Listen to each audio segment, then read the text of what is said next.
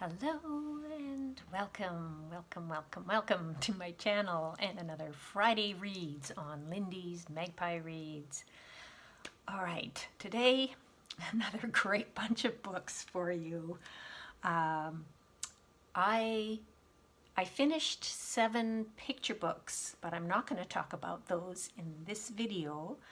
I made a video about the finalists for the Lambda Literary Awards in the children's category. I'll put a link to that.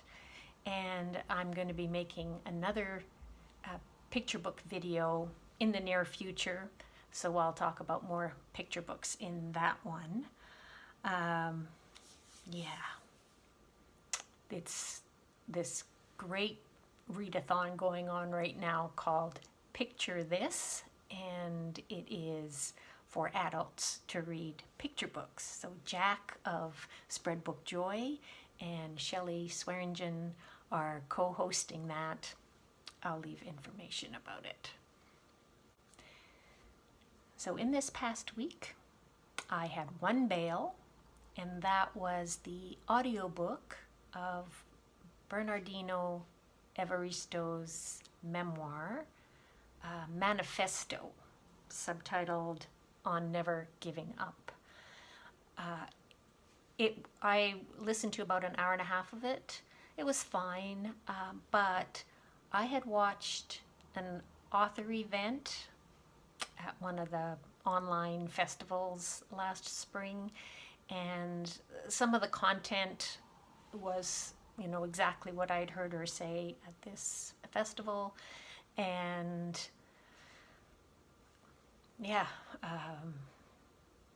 I'm sure it's good, but you need to be in the mood for it.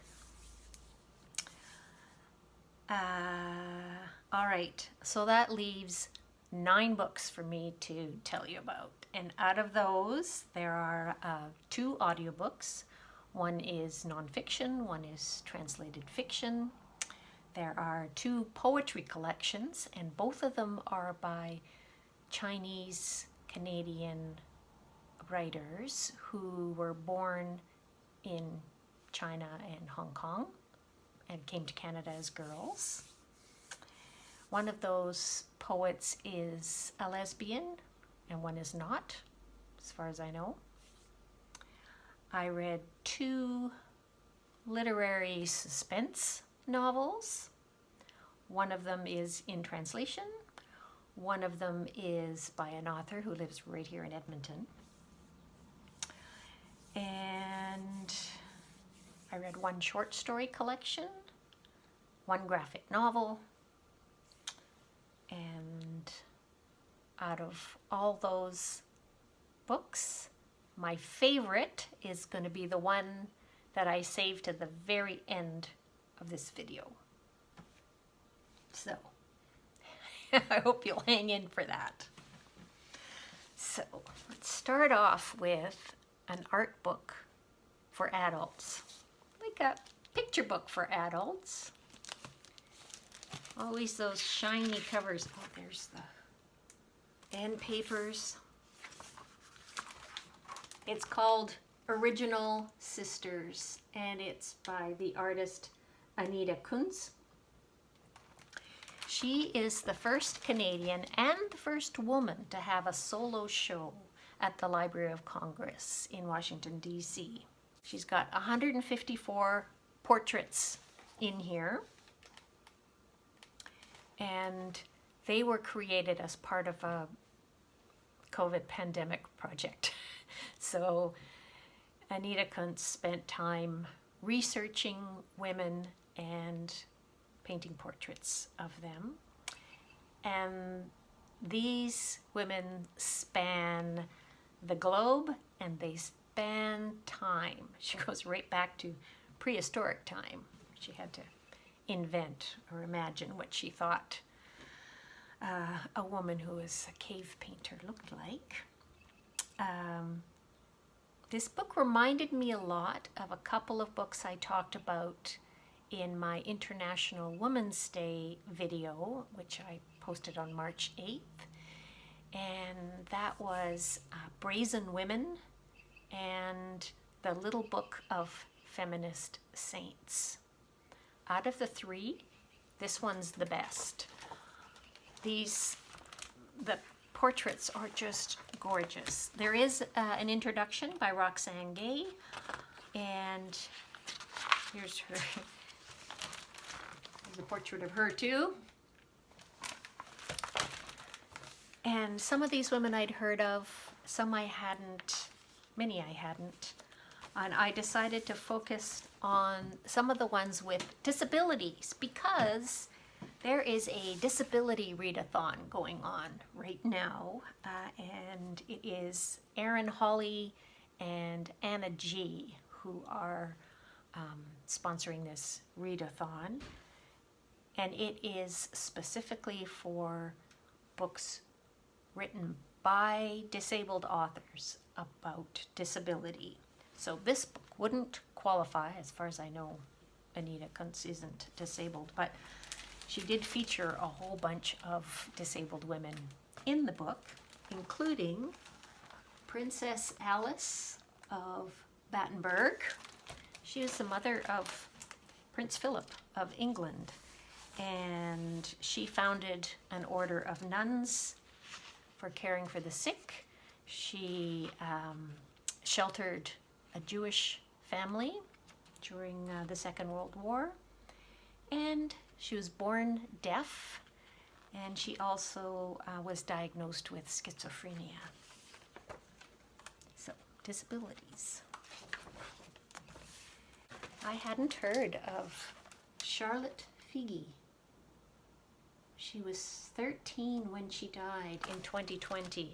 They think it was from COVID complications. So Charlotte was born with a rare form of epilepsy called David's syndrome, and she would have up to 300 seizures in a week. And it was found that medical cannabis helped her to live a more everyday life, and she was able to play and live like most other children. And so she and her mother were crusaders for medical cannabis. Temple Grandin is in here. I'm not sure that autism or being on the spectrum would be considered a disability, but for the disability readathon, Erin and Anna are counting that, as well as being transgendered. I actually looked into that. In Canada, disability benefits are available for people who are trans, and I think it has to do with supporting them through stress and mental difficulties that are more about living in this society and being trans than being trans itself. So there's more than a handful of trans women in this book, but for the sake of time, I'm going to show you the woman whose story surprised me the most, and that is Laura Lee. And Laura was born with Down syndrome. She lived to 33 years old, and she is a graduate of George Mason University, the first student there with Down syndrome. So then I had to go and look into that, and people with Down syndrome furthering their education after high school. And finally, Stella Young. It's an Australian journalist, comedian, and activist. And she was born with osteogenesis imperfecta, which made her bones fragile. So she spent most of her life in a wheelchair. And she let people know that being able to have a career is not exceptional, and it could be normal for all disabled people, except for the barrier of low expectations and the lack of physical accessibility. So her demands for full equality, I think, have made a big difference. That would be a great gift. It's kind of like a coffee table book. You can probably see that's oversized. It's lovely. I've looked through it a lot. Next up is an audiobook. It's called Stolen Focus: Why You Can't Pay Attention and How to Think Deeply Again. And it's by Johann, and it's narrated by the author. He is a gay British-Swiss journalist. I think he destroyed his own career about a decade ago, but that's a whole other story. So this book is more recent. I heard him interviewed on Radio New Zealand, and I think he's been on a lot of talk shows and such podcasts. So what he's talking about is he's identified 12 causes for why we have difficulty paying attention in this modern society. And one of them is technological distraction, switching from one task to another, or here's a quote here from a study. Just getting emails and calls caused a drop in the worker's IQ by an average of 10 points. To give you a sense of how big that is, in the short term, that's twice the knock to your IQ when you smoke cannabis. So this suggests, in terms of being able to get your work done, you'd be better off getting stoned at your desk than checking your texts and your Facebook messages a lot. He also quotes a study by the Canadian professors Keith Oatley and Raymond Mohr, and I think there were some other people working with them, about reading and how reading creates a unique form of consciousness. And that while we're reading, we're both focusing our attention outward to the words on a page and inward as we are using our imagination and being mentally stimulated. And they found that the more novels you read, the better you were at reading other people's emotions. It was a huge effect. It wasn't just a sign that you were better educated, because reading nonfiction books, by contrast, had no effect on your empathy. And there's a good explanation for how they went about doing this study. And so I appreciated that. And one of his conclusions is, the truth is that you are living in a system that is pouring acid on your attention every day, and then you are being told to blame yourself and to fiddle with your own habits while the world's attention burns. So maybe a bit of hyperbole there, but you get the message. And it was really engaging to listen to. The other audio format that I experienced was a novel by Alina Bronsky called My Grandmother's Braid. It's translated by Tim Mohr, and it was read to me chapter by chapter over a Voxer by my dear friend Sean the Book Maniac. It's about a dysfunctional family, that's putting it mildly, who emigrated from Russia to Germany on sort of shaky, nearly false pretenses. And it's told from the viewpoint of Max, who's quite young when the story starts, and it goes up into his teens. His grandmother is a piece of work, a force of nature, maybe. She's just horrible.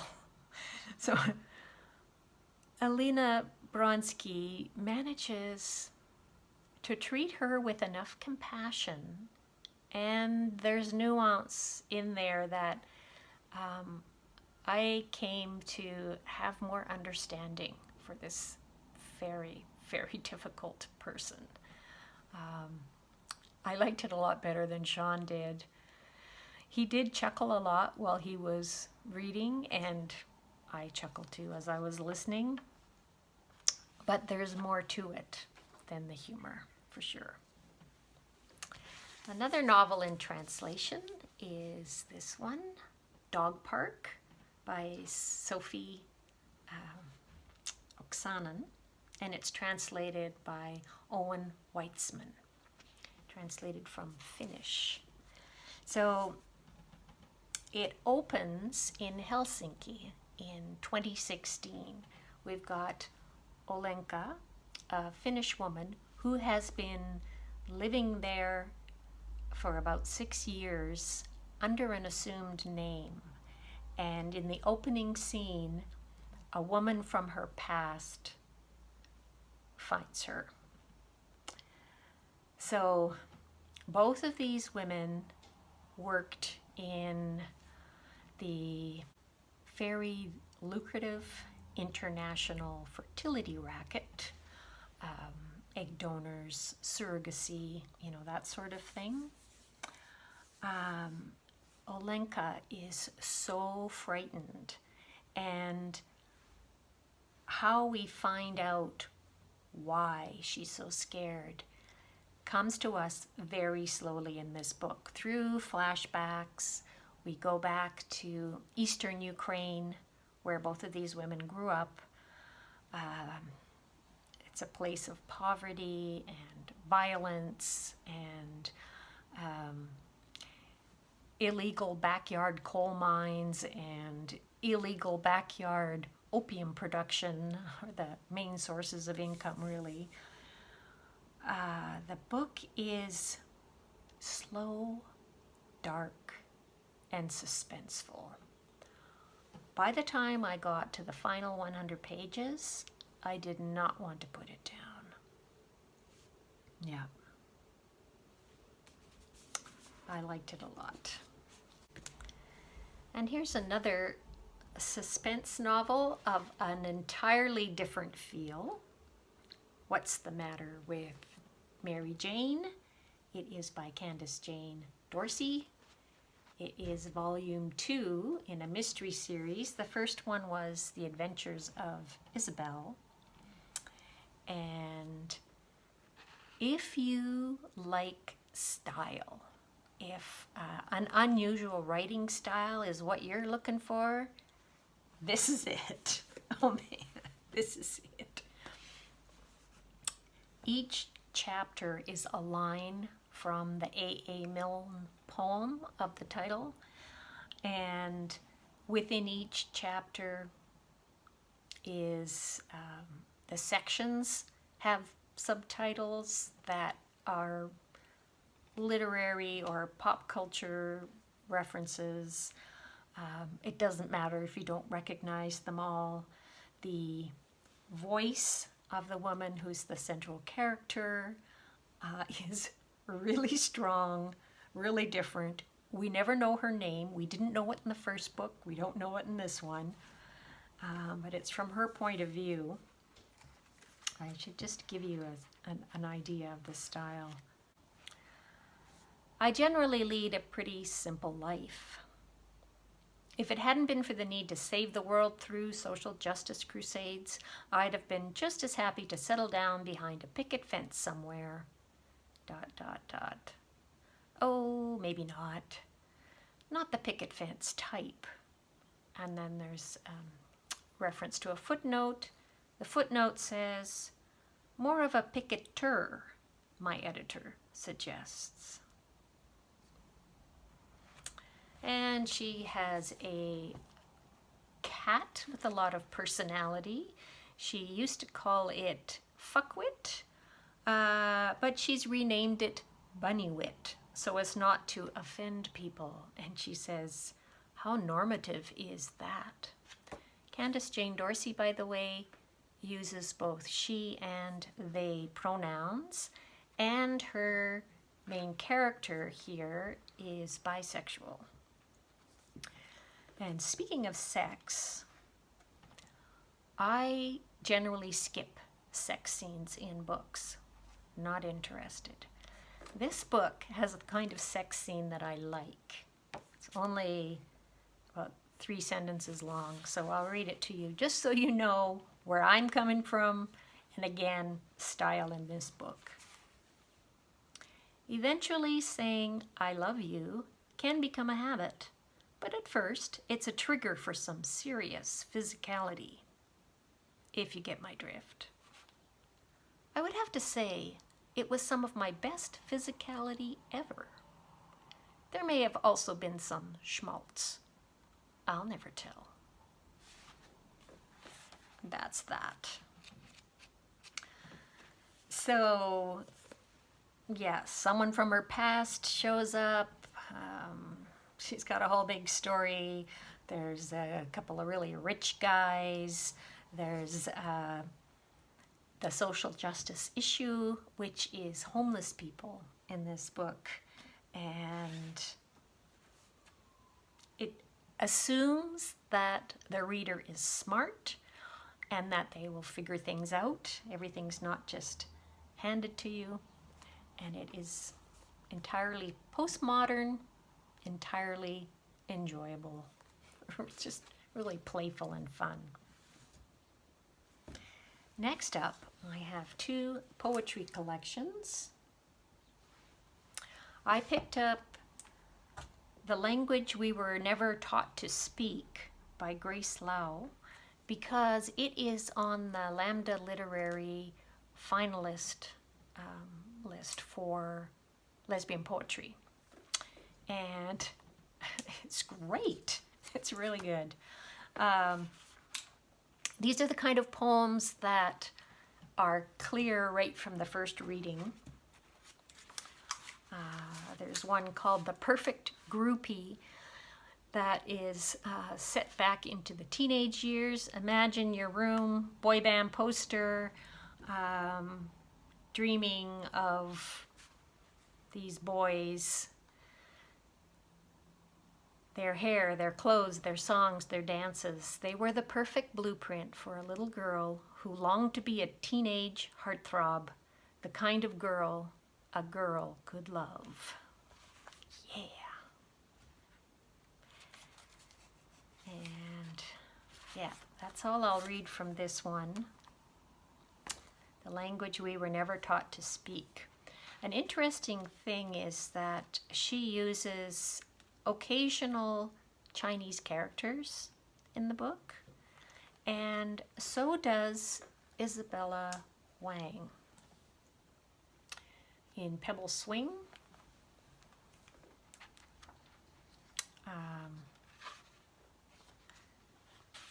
it's okay not to understand everything. Yeah. If you can read some Chinese characters, then great. If not, there's lots of other things for you in here.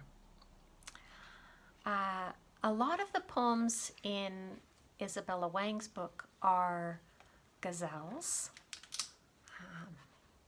but the sample that I'm going to give you from it is not. It's called Elegy for Winter. And again, just to give you an idea, thawing, I want to be the announcer of good news. I want to be the boughs of maple trees, the arms of children that, like trees, elevate their limbs upon first sight of snow. Later on, she says, I know there is a lot of hurting in the world right now. I know it's difficult to hear another poem about grieving. So I want to be a lot of things good. And maybe the snow does too.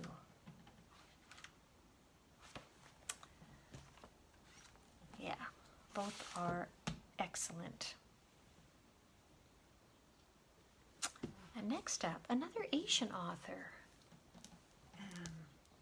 Lee Lai is Australian actually, and trans, and she or they live in Montreal right now, and that's where this novel is set. It's about two queer women who are having a bit of a rocky relationship, and it's also about each of their relationships with their family, family of origin. So family of choice, family of origin, definitely part of the story, and a little niece who they have twice a week contact with, and they all get wild and playful with her.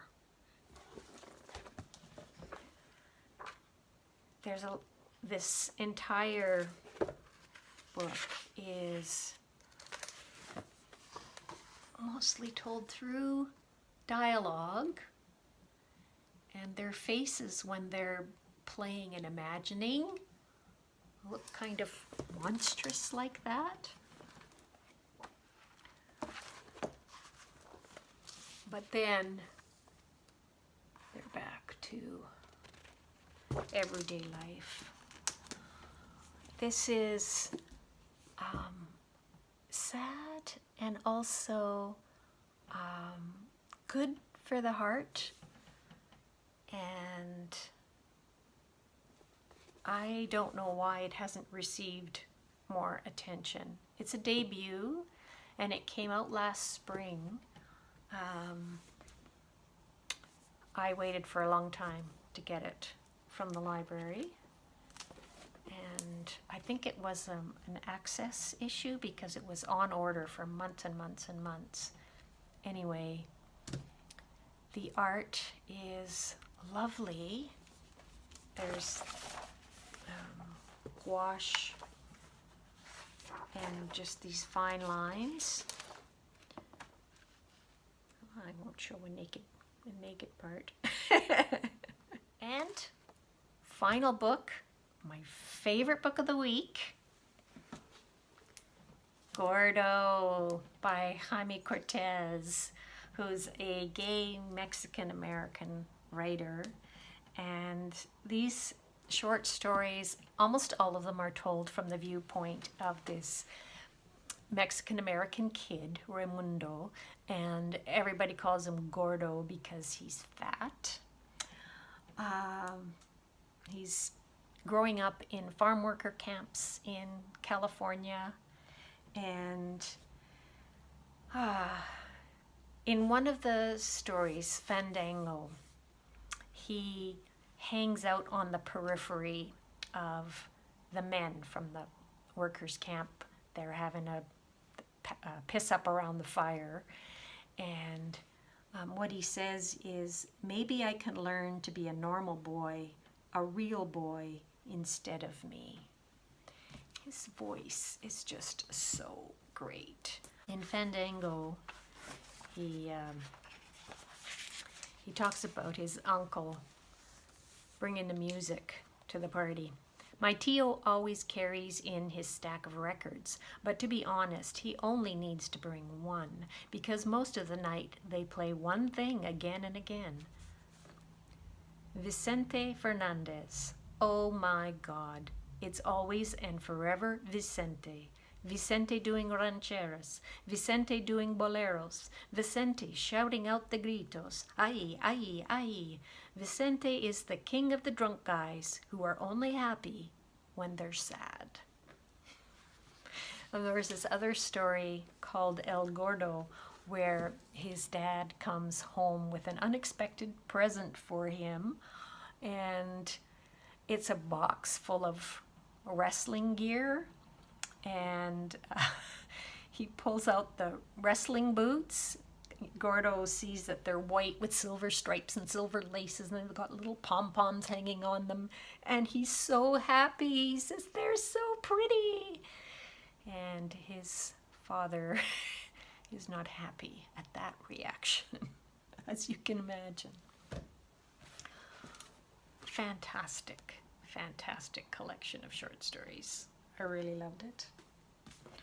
All right, so that's it for my Friday reads. Thank you so much for watching. And for those of you who have stayed right to the end, two things. I'm going to show you a picture of the first flower that has come up in my garden this week.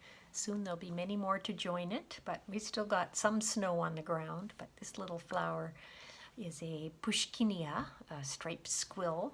I'm always so happy to see the first blooms. And the second thing, I have a question for those of you booktubers. Maybe you can answer this. Every time I post a video, YouTube brings it up as a recommended suggestion for me as one that I would like to watch. Why? It's my own video. Every single time they think, Lindy, we're recommending this one for you. I don't know why. If you know, please let me know in the comments. Thanks for watching. Bye.